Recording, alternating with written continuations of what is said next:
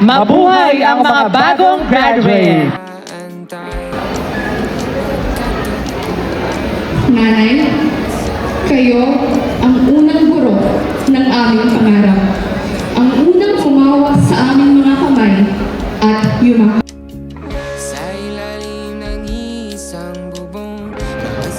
Yet you stay the curse and learn to rise after setbacks. That resilience will matter far beyond the classroom.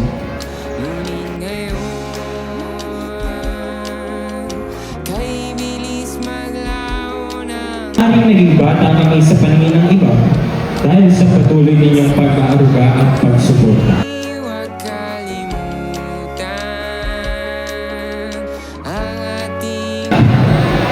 Kayo ang matibay na haligi ng aming tahanan. Matatag sa gitna ng bawat pagsubok at kahirapan.